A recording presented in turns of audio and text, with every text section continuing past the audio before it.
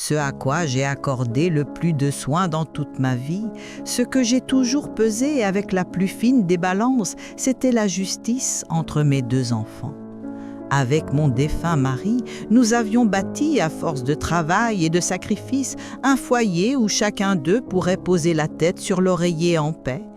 Mais alors que je m'apprêtais à poser la dernière pierre de cet équilibre si précieux, j'allais découvrir en ce jour pluvieux d'automne que le monde que j'avais construit avait déjà été fissuré depuis longtemps, brisé par l'encre sournoise et déloyale d'un mensonge soigneusement préparé par mes propres enfants.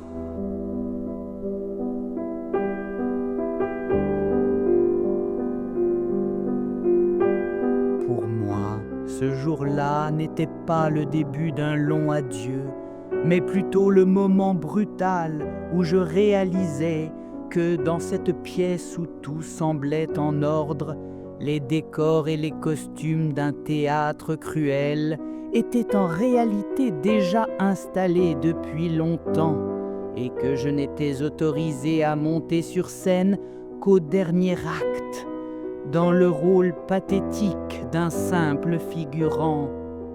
En voyant les visages tendus, presque fébriles de mes enfants, j'ai senti au fond de moi que tout cela n'avait rien à voir avec les formalités administratives liées au décès soudain de leur père.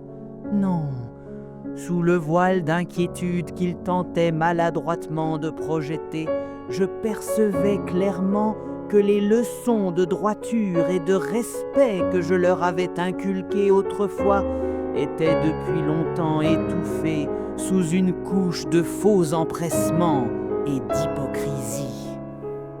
La manière dont Armand tendait la main pour s'approprier les documents posés sur la table, avec une aisance presque arrogante, et l'éclat étrange dans les yeux de Élise, tous deux semblaient porter le poids d'un secret volé, mais aussi l'excitation silencieuse de ceux qui s'apprêtent à recevoir une récompense qu'ils n'ont pas méritée.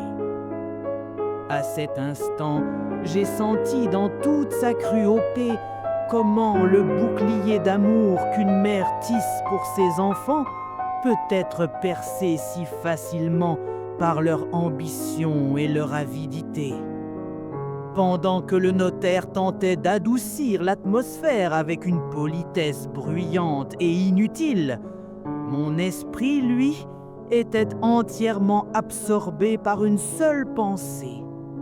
Comment mes propres enfants, ceux pour qui j'avais toujours voulu le meilleur, pouvaient-ils m'écarter ainsi, me reléguer à la marge et, pire encore, profaner le lien le plus sacré, celui qui unit une mère à ses enfants, en le mêlant à un jeu aussi sordide.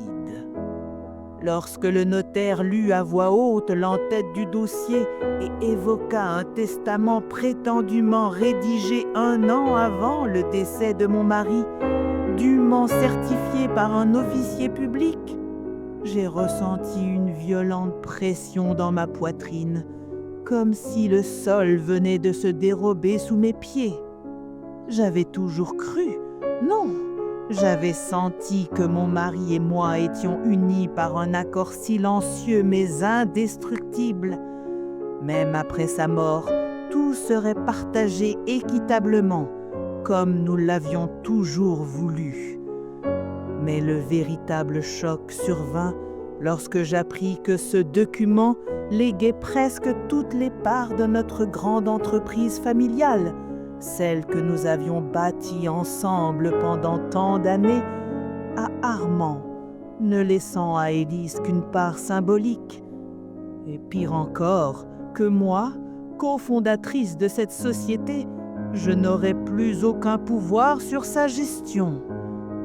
Ce n'était pas seulement une injustice, c'était l'effacement pur et simple d'une vie entière de loyauté et de travail. Et le plus douloureux fut de constater dans l'attitude gênée de ma fille et dans la lueur glacée de triomphe dans le regard de mon fils qu'il savait déjà tout Peut-être même qu'ils avaient participé activement à orchestrer cette ignominie. À cet instant précis, j'ai compris que dans le chapitre de deuil ouvert par la mort de mon mari, mes enfants avaient déjà tenté d'écrire un nouvel ordre, un ordre qui m'excluait, qui piétinait mes droits, et moi, qui n'avais même pas le temps de terminer ma peine, devais désormais renoncer à toute trace de douceur, de compassion ou de naïveté, et accepter que le monde, pour moi, venait de se transformer en une arène où seule la loi et la vérité auraient encore de la valeur. Pour moi, cet instant dépassait de très loin la simple déception d'un héritage distribué de façon injuste. C'était comme si, au cœur même de l'arbre familial que j'avais arrosé d'amour pendant tant d'années, un tremblement venait tout arracher, déracinant en un souffle tout ce qui m'appartenait. Et dans cette secousse brutale, je n'avais plus le luxe de m'abandonner au choc émotionnel. Je devais me concentrer, avec une froide détermination, sur la vérité immonde qui se cachait derrière la rédaction de ce testament. Comprendre comment mes propres enfants avaient pu profiter des moments de faiblesse de leur père, alors même que j'étais encore en vie pour orchestrer une fraude aussi ignoble. L'hésitation fugace sur leur visage, cette gêne mal dissimulée, tout cela n'était rien d'autre que la preuve irréfutable que mes chers enfants, avant ou juste après la mort de leur père, avaient sciemment tenté d'ébranler le socle de confiance sur lequel j'avais bâti toute ma vie. Ce n'était plus une simple querelle d'héritage. C'était l'effacement pur et simple de 50 années de loyauté, de travail et surtout de ma dignité maternelle piétinée sous le poids de leur cupidité. Lorsqu'Armand tenta d'éteindre l'incendie, en lâchant d'un ton faussement raisonnable, « Maman, papa a rédigé ce testament dans ces derniers mois, il faut que tu l'acceptes », ces mots gelèrent instantanément la tristesse au fond de moi pour laisser place à une colère froide, infiltrante, qui se diffusait dans chacune de mes veines. Je savais parfaitement que durant cette période, son esprit était affaibli, brouillé par l'épuisement et les traitements lourds. Et réaliser que ces instants de confusion avaient servi d'outil à mes propres enfants, que la détresse de leur père avait été exploitée pour me dépouiller, n'était pas seulement douloureux, c'était inacceptable. Je ne laisserais pas cette tromperie passer. S'il fallait que je me batte jusqu'à mon dernier souffle pour reprendre ce qui m'appartenait, alors ce serait ainsi. Quand je me tournai vers le notaire, ma voix ne trembla pas. Je m'accrochai délibérément au langage froid et précis du droit. Je souhaite examiner le contenu et le processus de rédaction de ce testament dans les moindres détails. En prononçant ces mots, je tranchais le dernier fil émotionnel qui me retenait encore à mes enfants. Je n'étais plus la veuve éperdue, mais une femme qui allait défendre ses droits. Et je savais que chacune de mes prochaines démarches serait une pièce méticuleusement placée pour renverser une par une les pierres de leur plan sordide.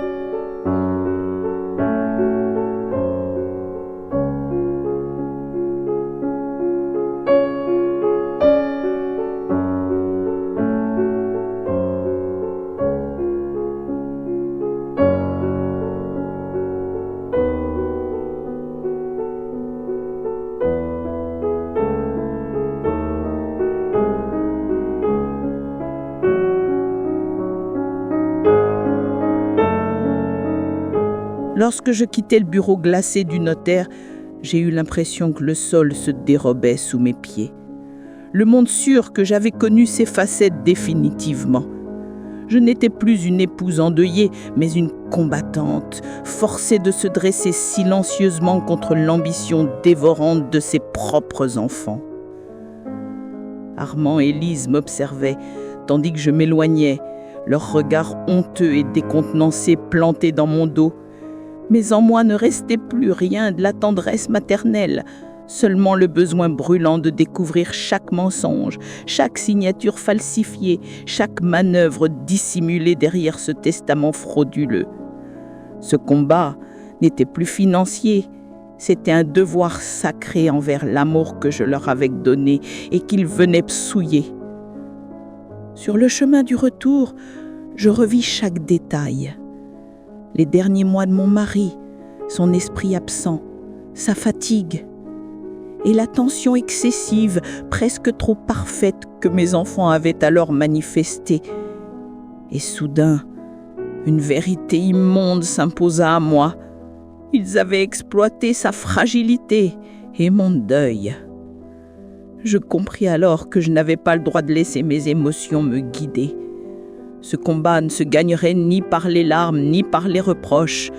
Pour affronter leur avidité, je devais devenir méthodique, froide, presque chirurgicale.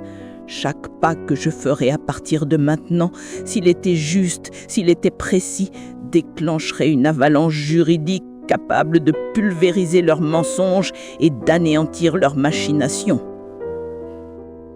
Après le jour où mes enfants avaient ourdi cette ignoble machination autour du testament, je restais des heures entières enfermée dans l'intimité de ma chambre, à ressasser l'atroce pensée de leurs véritables intentions, à mesurer combien cette manœuvre sordide avait dû leur procurer un plaisir coupable, presque triomphant. Savoir qu'à l'époque où ce document avait prétendument été rédigé, mon mari était sous l'effet de médicaments lourds qui altéraient profondément sa lucidité et que chacune de ses décisions aurait dû être prise sous ma surveillance et celle de son médecin.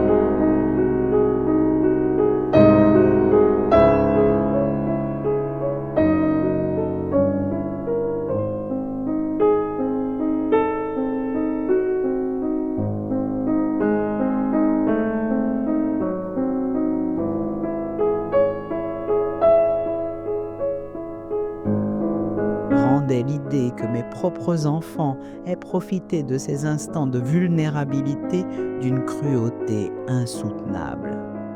Réaliser qu'ils avaient utilisé leur père affaibli comme un simple instrument révélait non seulement leur avidité financière, mais aussi l'effondrement total de toute éthique, de toute conscience morale. Ce jour-là, je fis un serment silencieux. Je ne me laisserai ni submerger par la peine, ni consumer par la colère. Leur plan ne serait contré ni par des larmes, ni par des éclats de voix, mais par ce qu'ils n'avaient jamais imaginé.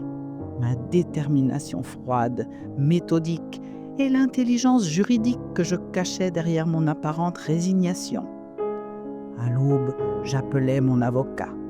Je lui détaillai les traitements que recevait Armand à l'époque, la fragilité mentale dans laquelle il se trouvait et mon intention ferme d'examiner chaque mensonge, chaque irrégularité, chaque trace de manipulation derrière ce testament frauduleux.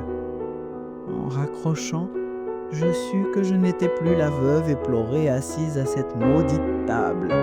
J'étais une femme prête à reprendre ce qui lui revient, même si cela signifiait affronter ses propres enfants. Lorsque j'observais mon avocat comparer le texte du testament aux rapports médicaux que je lui avais fournis, son attitude précise, presque chirurgicale, fit naître en moi un sentiment inattendu. Un soulagement froid, puissant, celui de ne plus être seul dans ce labyrinthe juridique. Ce combat ne se gagnerait pas par des supplications, mais par une stratégie solide, appuyée sur des preuves irréfutables. Et quand mes yeux tombèrent sur la signature au bas du testament, cette écriture tremblait, fragile, presque méconnaissable. Mon cœur se serra. Je connaissais la plume de mon mari comme la mienne. Ce trait hésitant n'était pas le sien. C'était l'œuvre précipitée d'enfants pressés de s'approprier ce qui ne leur appartenait pas. Je compris alors, avec un dégoût abyssal, qu'ils n'avaient seulement pas voulu transférer ses parts sur eux,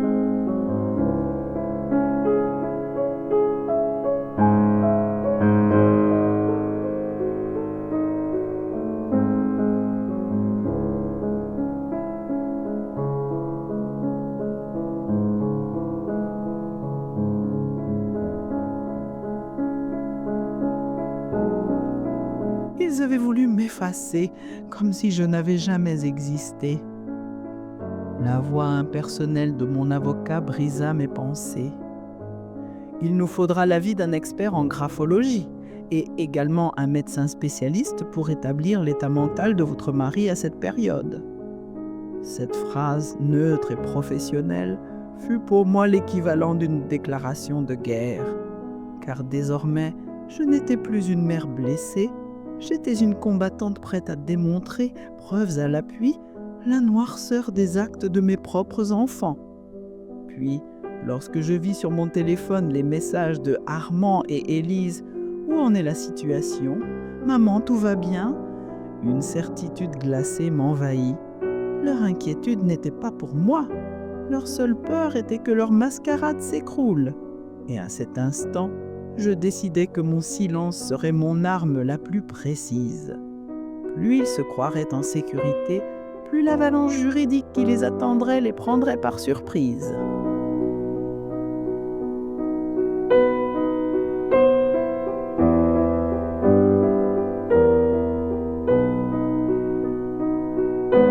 Les premières semaines de cette discrète enquête juridique, menée main dans la main avec mon avocat, furent pour moi une épreuve d'une intensité presque insoutenable. Elles devinrent non seulement une course épuisante marquée par la douleur de la perte de mon mari, mais aussi la prise de conscience brutale de l'avidité et de la cupidité qui avaient progressivement corrompu mes propres enfants. Le comportement soudainement attentionné d'Armand et d'Élise, comme si de rien n'était. Les fleurs inutilement coûteuses apportées par Armand, les messages fades et mécaniques de type « Comment vas-tu, maman ?» envoyés par Élise, n'étaient en réalité pas des marques d'affection, mais les signes flagrants de leur culpabilité, de la peur viscérale que la vérité sur ce faux testament finisse par éclater. Leur empressement maladroit ne faisait que confirmer que mon silence pesait sur eux comme une menace qu'ils ne pouvaient ni comprendre ni dissiper. Lorsque j'entendis mon avocat me lire à voix basse le premier rapport du graphologue, m'expliquant que la signature figurant sur le testament s'éloignait clairement de la main ferme et assurée qu'avait toujours eu mon mari, une vague glacée traversa mon corps. La douleur profonde qui m'habitait se mua soudain en une satisfaction âpre, presque destructrice, car enfin, la vérité commençait à parler, et elle parlait avec des preuves. À cet instant précis, les visites forcées, les cadeaux surfaits, les mots creux que mes enfants tentaient de me faire avaler prirent toute leur insignifiance. Aucune fleur, aucun message ne pouvait effacer l'ampleur de la trahison qu'ils avaient commise en piétinant une vie entière de travail, de loyauté, de maternité. C'est alors que je laissai derrière moi les derniers restes de tendresse maternelle. Je compris que pour mener cette bataille juridique, je devais me dépouiller de toute faiblesse émotionnelle et me tenir droite, froide, méthodique. Les jours où j'accompagnais mon avocat dans les couloirs blancs de l'hôpital, afin de consulter les dossiers médicaux des derniers jours de mon mari, furent parmi les plus déchirants de ma vie. Ce n'était pas seulement une recherche de preuves, c'était une confrontation directe avec les instants les plus vulnérables d'Armand, ceux où son esprit avait commencé à vaciller, où sa lucidité se noyait dans les traitements lourds prescrits pour calmer ses douleurs. Savoir que mes propres enfants avaient profité de ces moments fragiles pour le manipuler, pour l'utiliser comme un pion dans leur jeu sordide, fit naître en moi une douleur difficilement descriptible, proche de la nausée. Lorsque le médecin confirma de son ton neutre et professionnel qu'au moment où le testament avait été signé, Armand était sous des doses suffisamment fortes pour altérer gravement ses capacités de discernement, qu'il n'était probablement pas en état de comprendre pleinement ce qu'il signait, je sentis en moi s'éteindre la dernière étincelle d'espoir, celle qui murmurait que peut-être ce document reflétait réellement sa volonté. Tout s'effondra. Si ce testament existait, ce n'était pas par la volonté de mon mari, mais par la manipulation de nos propres enfants. Armand et Élise avaient vu dans la faiblesse de leur père une fenêtre d'opportunité et dans mon deuil un silence à exploiter. Ils avaient soigneusement mis de côté ma présence, mon rôle, mon droit, pour se précipiter chez un notaire, convaincus que leur fraude passerait inaperçue.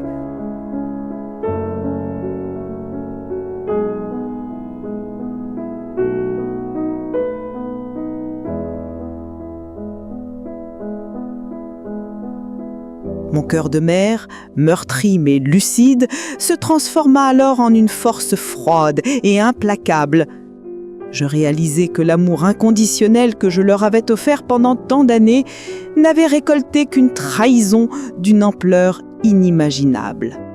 Et quand mon avocat, en rassemblant les rapports médicaux et les conclusions du graphologue, déclara que nous avions désormais entre nos mains des preuves écrasantes pour faire invalider le testament, je sentis en moi le poids qui m'oppressait depuis des semaines se déplacer, s'alléger.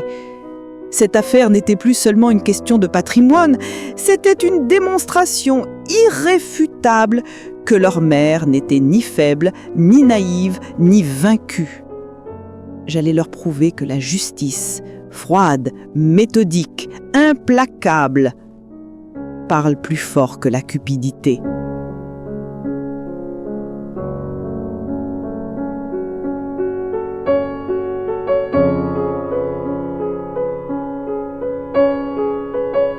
M'asseoir à la même table que mes enfants, comme si rien ne s'était passé, et devoir écouter leur fausse sollicitude, leur compassion feinte, revenait pour moi à jouer, sur la plus grande scène du monde, le rôle pathétique d'une mère endeuillée derrière le rideau d'un mensonge tissé par l'avidité de ses propres enfants. Cette comédie insupportable faisait grandir en moi, seconde après seconde, une colère silencieuse, profonde, brûlante. Quand j'entendis Armand parler de l'avenir de l'entreprise familiale, comme si le testament était déjà validé, comme si tout le pouvoir lui appartenait désormais, la déception immense que je ressentais céda la place à une résolution froide, absolue, de celle qu'une mère ne montre qu'une seule fois dans sa vie. Je savais que cette arrogance ne tarderait pas à se briser sous le choc de la riposte juridique implacable que mon avocat avait soigneusement préparée. Et lorsque cela arriverait, ils paieraient le prix de leur machination, non seulement financièrement, mais aussi en honneur et en conscience.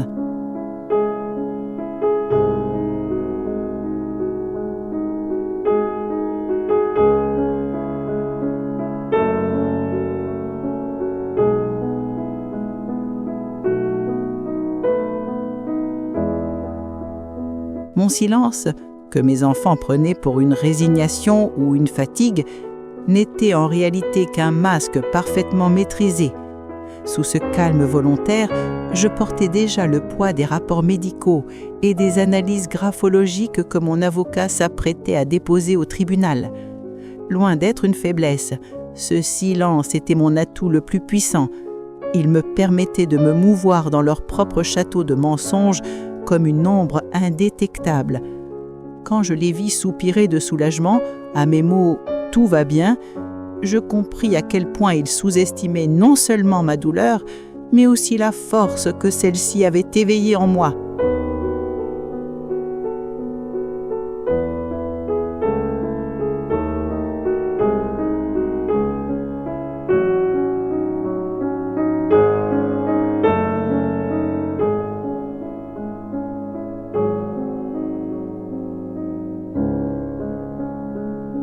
Ils n'avaient pas la moindre idée que sous leurs yeux, au cœur même de leur mascarade, j'attendais le moment exact où leur univers s'effondrerait, une bombe silencieuse prête à éclater.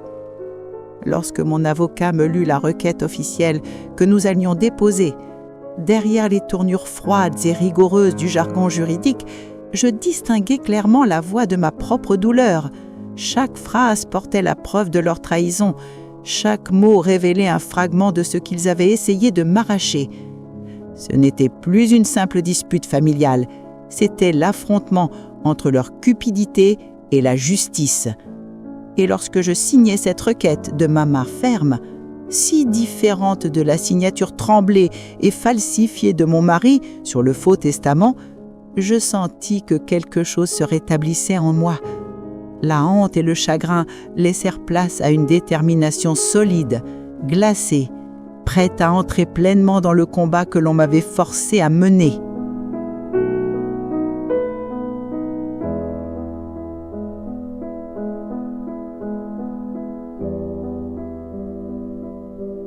En entendant mon avocat m'expliquer avec son calme professionnel l'instant où la notification officielle serait remise à Armand et Élise, le moment où il découvrirait que le testament qu'il croyait intouchable venait d'être légalement pulvérisé par leur propre mère, je ne ressentis ni haine ni vengeance, seulement une clarté absolue. Il était temps qu'ils apprennent que l'amour et la confiance d'une mère ne peuvent être volés sans conséquence. Quand je regardais, un peu plus tard, le monde extérieur continuer à vivre dans son indifférence tranquille, je compris à quel point la femme fragile et endeuillée que j'avais été n'existait plus. À sa place se tenait désormais une combattante froide, méthodique, décidée à défendre chaque morceau de dignité qu'on avait tenté de lui arracher. Car cette bataille n'était pas seulement celle de l'argent, c'était celle de l'honneur d'une mère.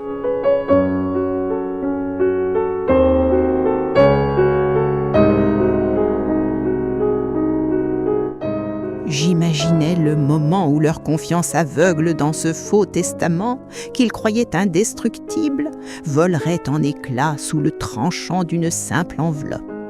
L'instant précis où la notification officielle s'afficherait sur l'écran froid et lumineux de leur téléphone.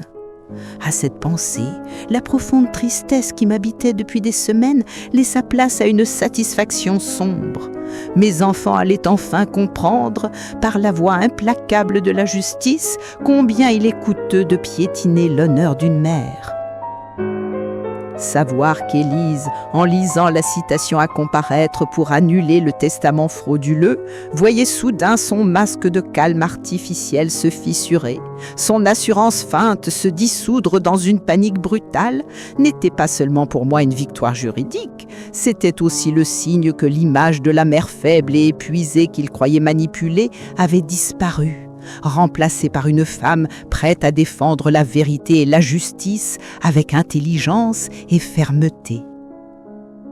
Savoir qu'Armand, réalisant enfin la gravité de la situation, s'était précipité pour m'appeler, confronté à la froide réalité de la notification officielle et comprenant soudain le sens de mon silence et de ma détermination, cela n'effaçait pas ma blessure, mais renforçait en moi cette clarté froide. Leur trahison ne resterait pas impunie. Le téléphone sonnait sans répit sous leurs appels affolés, dépourvus de regrets mais saturés d'une unique peur, celle de perdre ce qu'ils avaient tenté de voler. Et moi, assise dans le fauteuil de mon défunt mari, immobile au milieu du chaos qu'ils avaient eux-mêmes déclenché, je gardais un calme absolu. C'était ma réponse la plus forte. Désormais, mon silence leur faisait plus peur que le vacarme du procès qui approchait. Après l'effondrement de leur confiance dans ce faux testament, Élise m'avait envoyé une rafale de messages paniqués et Armand était venu frapper à ma porte, animé d'une colère nerveuse. Mais pour moi, ce n'étaient ni des menaces ni des tentatives d'intimidation. C'étaient seulement les aveux tardifs du pouvoir qu'avait pris mon silence et de la détermination inébranlable qu'ils avaient si longtemps ignorée. Quand j'observais Armand par l'œilleton de la porte, cet enfant que j'avais tant aimé, tant protégé, et que je vis dans ses yeux non pas du remords, mais la peur brute de perdre un avantage mal acquis, tout amour maternel résiduel s'éteignit en moi. Il ne restait devant ma porte ni un fils ni un héritier légitime, mais un opportuniste qui avait profité de la faiblesse de son père et de la confiance de sa mère. Lorsqu'il tenta de me convaincre la voix brisée entre supplication et rage, je ne répondis rien. Je lui tournai le dos et envoyai un message bref et glacial à mon avocat.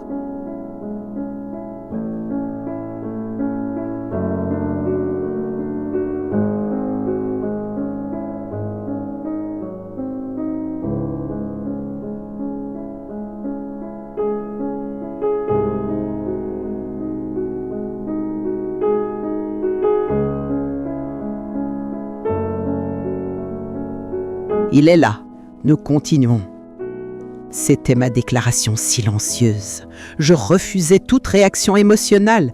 Je gardais le pouvoir et cette affaire ne serait plus jamais réglée dans l'intimité d'une relation mère et fils, mais sur le terrain froid et impartial de la loi.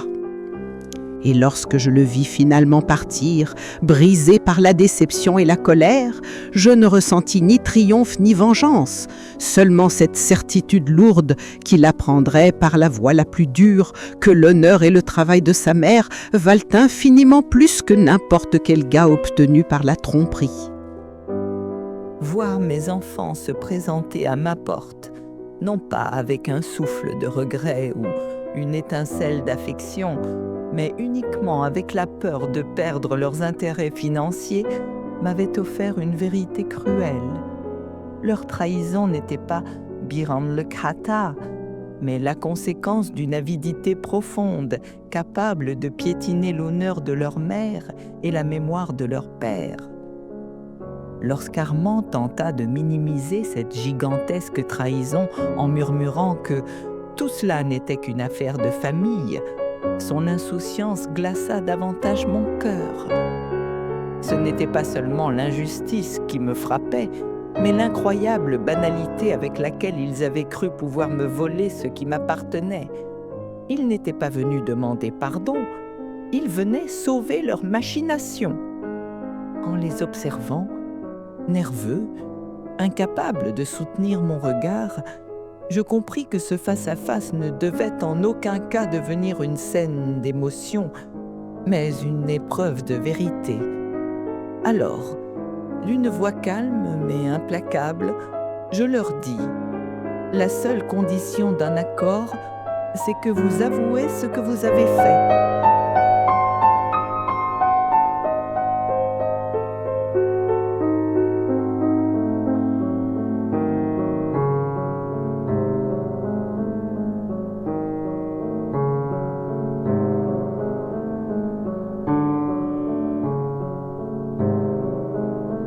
Comment vous avez profité de l'état mental de votre père et comment vous avez bafoué mes droits. Devant cette exigence ferme, Armand et Élise échangèrent ces regards fuyants où la panique se mêlait à la honte. Je sus alors que leur avidité venait enfin de se briser contre la force qu'ils ne m'avaient jamais prêtée, ma détermination. Et dans ce moment suspendu, où leurs têtes s'abaissèrent sous le poids de la culpabilité, je compris que le lien que je croyais indestructible avait été profondément fissuré par leur ambition.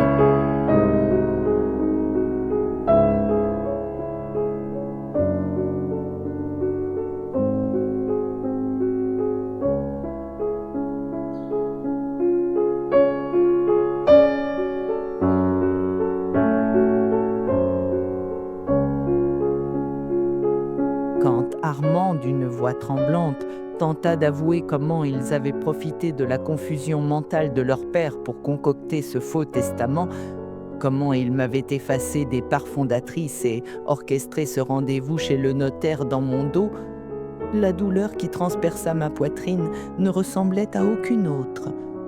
C'était celle d'une mère assistant impuissante à la chute morale de ses propres enfants. Mais ce n'était pas Élise qui fit vaciller ma résolution, c'était sa tentative pathétique de se dédouaner en criant « Tout est de ta faute, tu contrôlais toujours papa !» Ce cri, chargé d'accusations, révélait enfin le cœur véritable de leur complot. Il ne s'agissait pas seulement d'argent, c'était une tentative de renverser l'autorité de leur mère, d'effacer mon rôle, ma force, mon histoire. Alors, sans hausser le ton, sans céder à l'émotion, je leur répondis simplement « Parlez désormais avec vos avocats. Entre nous, tout est dit. »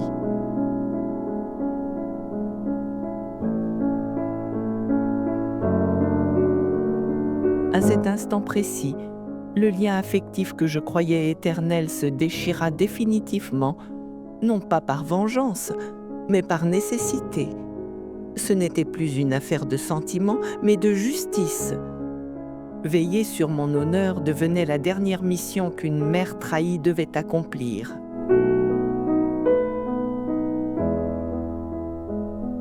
Voir mes enfants se présenter à ma porte, non pas avec un souffle de regret ou une étincelle d'affection, mais uniquement avec la peur de perdre leurs intérêts financiers, m'avait offert une vérité cruelle. Leur trahison n'était pas biran le khata, mais la conséquence d'une avidité profonde, capable de piétiner l'honneur de leur mère et la mémoire de leur père. Lorsqu'Armand tenta de minimiser cette gigantesque trahison en murmurant que tout cela n'était qu'une affaire de famille, son insouciance glaça davantage mon cœur. Ce n'était pas seulement l'injustice qui me frappait, mais l'incroyable banalité avec laquelle ils avaient cru pouvoir me voler ce qui m'appartenait. Ils n'étaient pas venus demander pardon, ils venaient sauver leur machination.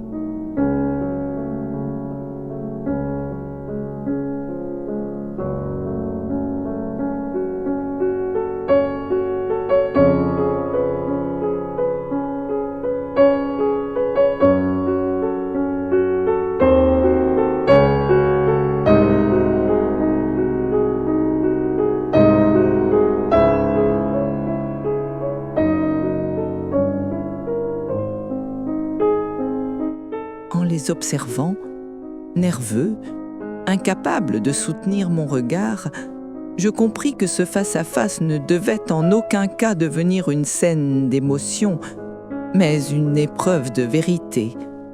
Alors, d'une voix calme mais implacable, je leur dis « La seule condition d'un accord, c'est que vous avouez ce que vous avez fait. Comment vous avez profité de l'état mental de votre père et comment vous avez bafoué mes droits. » Devant cette exigence ferme, Armand et Élise échangèrent ces regards fuyants où la panique se mêlait à la honte. Je sus alors que leur avidité venait enfin de se briser contre la force qu'ils ne m'avaient jamais prêtée, ma détermination. Et dans ce moment suspendu, où leurs têtes s'abaissèrent sous le poids de la culpabilité, je compris que le lien que je croyais indestructible avait été profondément fissuré par leur ambition. Quand Armand, d'une voix tremblante, tenta d'avouer comment ils avaient profité de la confusion mentale de leur père pour concocter ce faux testament, comment il m'avait effacé des parts fondatrices et orchestré ce rendez-vous chez le notaire dans mon dos, la douleur qui transperça ma poitrine ne ressemblait à aucune autre.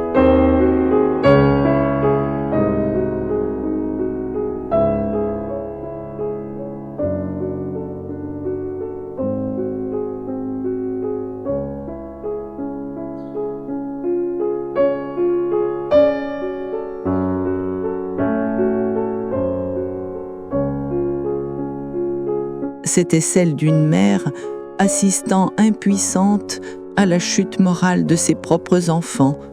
Mais ce n'était pas Élise qui fit vaciller ma résolution, c'était sa tentative pathétique de se dédouaner en criant « Tout est de ta faute, tu contrôlais toujours papa !» Ce cri, chargé d'accusations, révélait enfin le cœur véritable de leur complot. Il ne s'agissait pas seulement d'argent, c'était une tentative de renverser l'autorité de leur mère, d'effacer mon rôle, ma force, mon histoire. Alors, sans hausser le ton, sans céder à l'émotion, je leur répondis simplement « Parlez désormais avec vos avocats.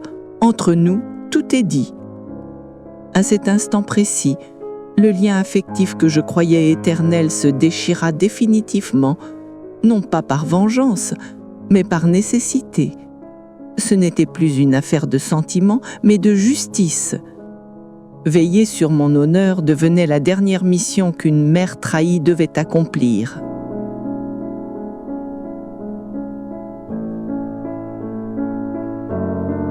Au moment où j'ai vu mes enfants quitter le seuil de ma porte, leur masque de victoire avide enfin brisé, remplacé par une honte sourde née de leurs propres actes, Je n'ai ressenti ni la douceur d'une vengeance, ni l'ardeur brûlante de la haine. Il ne restait en moi qu'une immense tristesse, celle d'une mère contemplant l'effondrement moral de ceux qu'elle avait élevés et la certitude douloureuse que ma mission maternelle venait de s'achever par la voie la plus dure et la plus froide qui soit, celle de la loi. Dans le bureau que j'avais partagé toute ma vie avec mon défunt mari, mon regard tomba sur une ancienne photo de famille posée sur la table. Ce cliché n'était plus pour moi un souvenir, il était devenu la preuve silencieuse du moment où, dans sa fragilité mentale, leur père avait été utilisé comme un outil et où mon propre travail avait été effacé par ceux à qui j'avais tout donné. Alors, d'une détermination glaciale, j'ai rompu intérieurement tout lien affectif avec ces sourires figés dans le passé. Lorsque mon avocat m'annonça que celui de mes enfants avait accepté, lors de la toute première réunion de conciliation, d'abandonner toute résistance et de renoncer au testament sans passer par un jugement, j'ai compris que leur château de mensonges venait de s'effondrer. Ce n'était pas une victoire joyeuse, c'était une constatation froide, implacable, celle qu'un faux édifice ne résiste jamais à la force d'une mère déterminée et à la puissance de preuves irréfutables.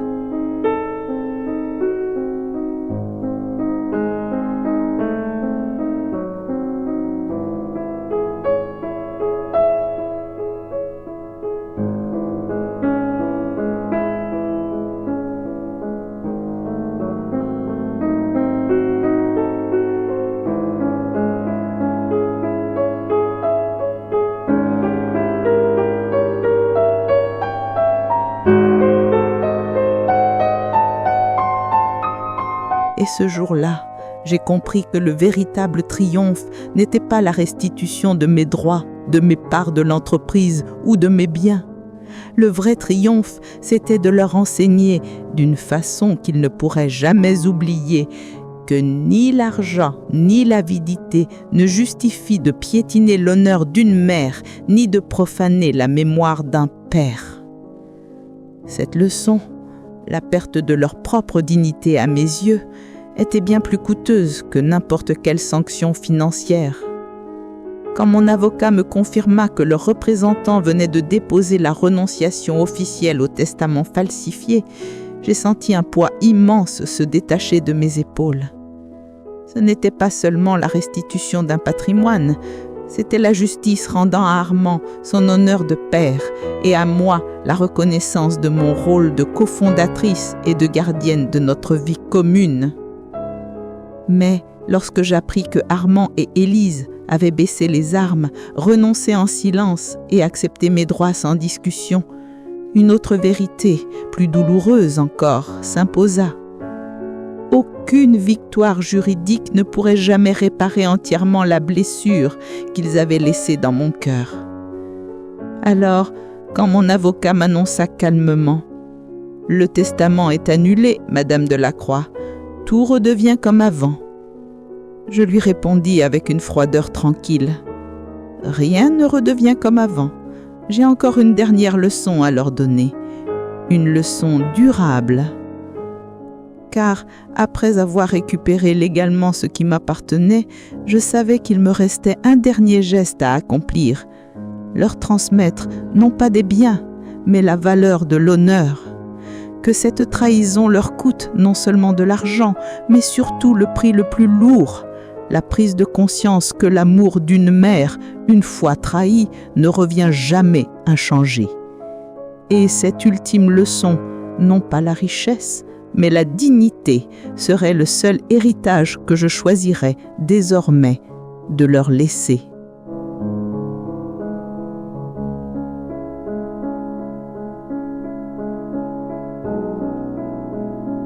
Au moment où j'ai informé les avocats de mes enfants que cette affaire ne se terminerait pas simplement par l'annulation du testament, mais qu'une mère s'apprêtait à leur donner une dernière leçon, juridiquement irréprochable, mais émotionnellement dévastatrice. La tristesse qui m'oppressait depuis des semaines laissa place à un sentiment glacé, inébranlable, celui de la justice. Assise dans le fauteuil d'Armand, mon défunt mari, le regard fixé sur les véritables certificats d'action de Delacroix et fils que mes enfants avaient tenté de m'arracher à travers un testament falsifié, je compris que ces documents n'étaient plus de simples feuilles de papier. Ils étaient désormais la preuve concrète que ni l'argent ni l'ambition ne peuvent se bâtir sur une vie de travail, de confiance et d'amour maternel. Toute tentative de me dépouiller se fracasserait tôt ou tard sur le mur froid, inflexible de la loi. Lorsque j'ai annoncé comme condition de conciliation qu'Armand et Élise devraient rédiger leur propre testament sous contrôle de leurs avocats et y inscrire les mêmes principes d'équité que ceux qu'Armand et moi avions établis pour notre famille, je ne cherchais ni vengeance ni domination. Je voulais leur apprendre, d'une manière que personne n'oublie jamais, qu'un parent a le droit et parfois le devoir d'exiger de ses enfants honnêteté et respect tant qu'il est encore en vie. Qu'ils devaient réparer cette trahison honteuse en inscrivant l'équité au cœur même de leur futur héritage. J'imaginais leur stupeur. Eux qui, jusqu'alors, ne voyaient dans la mort qu'une opportunité financière, se retrouvaient soudain confrontés à une réflexion morale, profonde, presque spirituelle. Ils devaient se demander ce qu'ils laisseraient derrière eux, non plus en biens, mais en valeur. Je savais que cette dernière leçon serait mon héritage le plus précieux. Quand j'ai exigé qu'ils rédigent ce testament, même après avoir récupéré légalement mes droits, je les ai vus vaciller. La surprise et l'orgueil quittaient leur regard, remplacés par un malaise profond, celui d'un examen de conscience auquel ils n'étaient pas préparés. Armand, incapable de contenir sa colère, lança son stylo sur la table en proférant des reproches confus.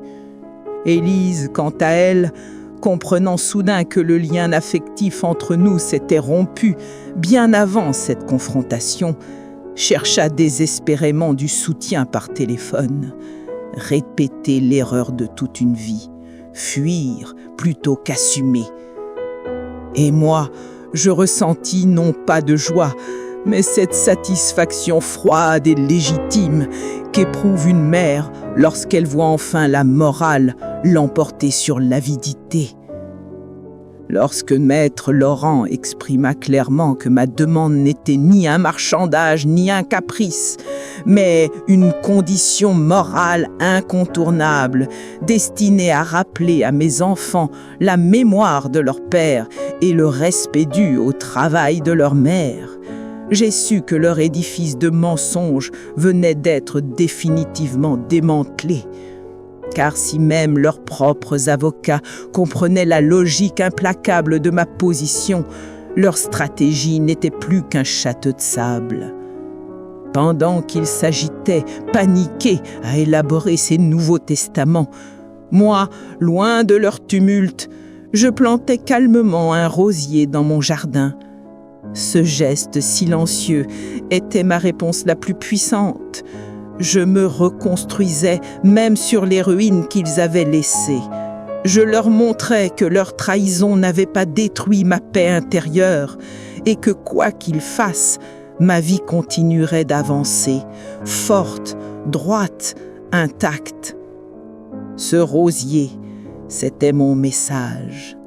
Une mère peut saigner, être trahie, être blessée, mais lorsqu'elle se relève, son courage devient une leçon que même la honte ne pourra jamais effacer. Le moment où mes enfants ont dû accepter, face à la condition inattendue et inflexible de leur mère, qu'ils paieraient le prix de leur avidité et de leur absence de scrupules, non seulement aujourd'hui, mais jusque dans la manière dont ils laisseraient derrière eux honnêteté et justice après leur propre mort, fut pour moi une victoire morale inestimable, bien plus précieuse que les biens qu'ils avaient tenté de me voler à travers ce faux testament. Lorsque maître Laurent m'annonça qu'Armand et Élise avaient finalement signé, contraint et honteux, un testament fondé sur les principes d'équité qu'Armand, mon mari et moi avions établi naguère, j'ai senti en moi une clarté douce amère. Après tant d'années, un fragment de l'amour maternel que je leur avais offert sans compter avait malgré tout réussi à toucher leur conscience, même si ce n'était que par obligation légale. Dans le dernier message que je leur transmis par l'intermédiaire de mon avocat, je leur écrivis « Cette honnêteté imposée et cette justice obligatoire seront pour vous un héritage bien plus précieux que tout ce que vous avez tenté de me prendre. » À cet instant, je voulais qu'ils comprennent que l'humiliation infligée à leur mère ne se réparait pas seulement par la restitution de mes biens, mais par la reconstruction de leur propre vie sur un socle plus sain, plus juste. Le jour où j'ai récupéré le contrôle légal de Delacroix et Fils, l'entreprise que j'avais fondée aux côtés de mon mari, je compris que ces actions n'étaient plus un symbole de richesse, mais celui du redressement moral de notre famille. Ces pas représentaient désormais la reconstruction, pierre après pierre, d'un foyer que leur avidité avait ébranlé jusqu'aux fondations. Le silence étrange et profond qui suivit la tempête judiciaire ne fut pas pour moi une célébration. Il fut un long passage intérieur, un lent travail de reconstruction dans les ruines de la relation mère-enfant que leur trahison avait brisée. Seul dans la maison où j'avais autrefois veillé sur eux, je dus aussi balayer les débris de mes propres illusions et rebâtir une version plus solide, plus lucide de moi-même. qu'Armand et Élise, même après avoir signé leur testament, n'aient pas trouvé la force, ou peut-être le courage, de me demander pardon, et qu'ils se soient enfermés dans un mutisme honteux, uniquement préoccupés par leur perte financière, fut pour moi une révélation douloureuse. Leur avidité l'avait emporté sur l'amour filial. Mais cette vérité, aussi cruelle soit-elle, fit naître en moi non pas de haine, mais une distance froide, une forme de respect distant, dénué d'illusions. Gagner cette bataille juridique n'effaçait ni la solitude profonde que je ressentais, ni la douleur d'avoir vu mes propres enfants utiliser la fragilité mentale de leur père pour me trahir. Assise dans son fauteuil, le cœur serré, je me surpris à murmurer « La victoire apporte parfois la plus grande des solitudes ». Car ce succès marquait aussi l'enterrement discret de mes rêves maternels.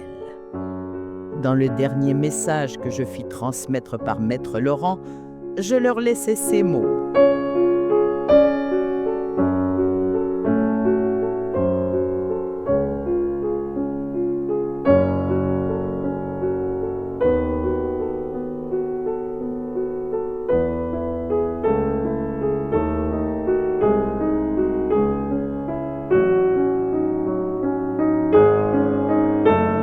Ce que vous avez tenté de me prendre n'était pas un simple héritage, c'était ma dignité.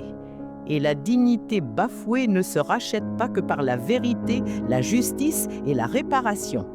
Que cette épreuve devienne pour vous la leçon morale la plus importante de votre vie. Et c'est ainsi que je leur offris, non pas une vengeance, mais la seule forme de justice qu'une mère puisse offrir quand on piétine son cœur. Un enseignement qui les suivra, eux et leurs noms, bien après que les biens matériels auront cessé d'avoir un sens. Lorsque j'acceptais de rencontrer mes enfants dans un parc en plein cœur de la ville, à la vue de tous, après cette grande tempête judiciaire, ce n'était pas pour renouer une intimité perdue. C'était pour leur faire comprendre, en silence, mais avec une clarté absolue, qu'une mère ne rompt jamais totalement le lien qui l'unit à ses enfants, mais que ce lien, désormais, ne pourrait exister qu'à travers des règles nouvelles, inébranlables, fondées sur le respect. Quand Armand, d'une voix basse et chargée d'embarras, murmura « Pardonne-nous, maman, pour tout », je n'y vis pas une demande sincère de réconciliation. Je n'y vis que l'acceptation contrainte de la défaite. Le moment où leurs ambitions avaient enfin cédé devant la force tranquille de leur mère et le poids écrasant de l'humiliation d'avoir bafoué l'honneur de celle qui les avait élevés. Face à leurs excuses tardives, je répondis, avec douceur, mais une lucidité tranchante. Les excuses ne ramènent pas ce que j'ai perdu. Mais si cette épreuve vous a appris que la justice et l'honnêteté sont l'héritage le plus précieux d'une famille, alors ma souffrance n'aura pas été vaine. Ce fut ma leçon la plus importante. Non pas une vengeance, mais une rectification morale. Je ne cherchais pas à les punir, je les ramenais à leur propre conscience. Après ce bref échange, je me levai et m'éloignai d'eux, un léger signe de la main pour tout adieu. Ce geste simple leur disait tout. La femme fragile qu'ils croyaient manipuler n'existait plus. J'étais devenue une femme debout, indépendante, maîtresse de sa propre vie. Depuis cette confrontation, les mois qui suivirent ne furent pas un triomphe bruyant. Ils furent un long chemin intérieur.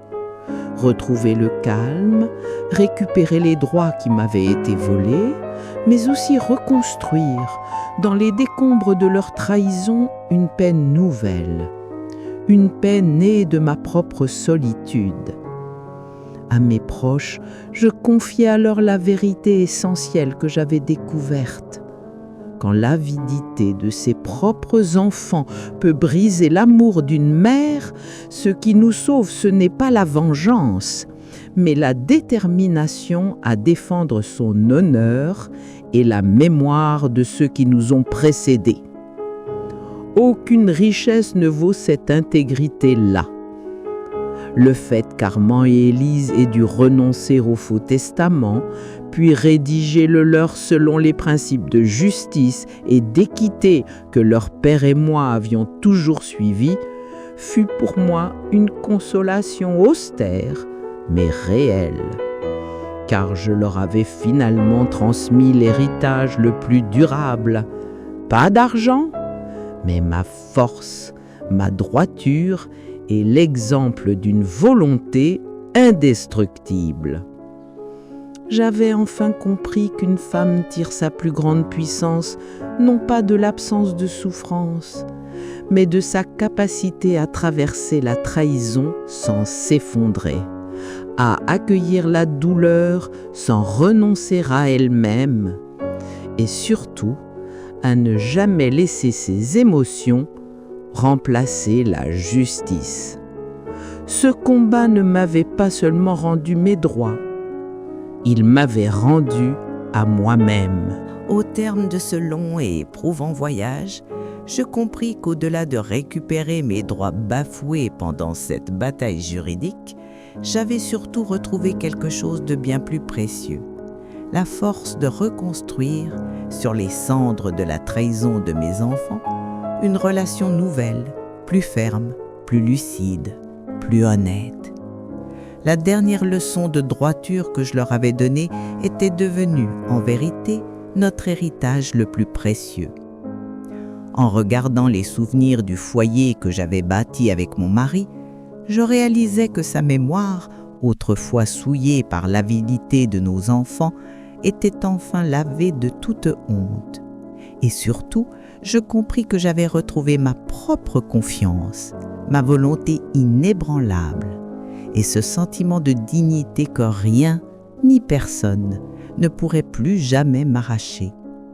Car la véritable victoire n'avait jamais été de protéger la mémoire de mon mari, mais de me tenir droite, seule, mais forte, face aux jeux sordides que mes propres enfants avaient orchestrés après sa mort, et de reconstruire mon identité, mon honneur, ma place. J'avais fait savoir à Armand et Lise que ma porte leur resterait ouverte, qu'ils pourraient venir quand ils le souhaiteraient. Mais je savais qu'à présent, s'ils franchissaient ce seuil, ce serait en reconnaissant que leur mère n'était plus une victime silencieuse, mais un symbole d'intégrité, une femme dont la force et la droiture ne pourraient plus jamais être prises pour de la faiblesse, et que désormais, entre nous, rien ne pourrait être bâti sans respect et honnêteté.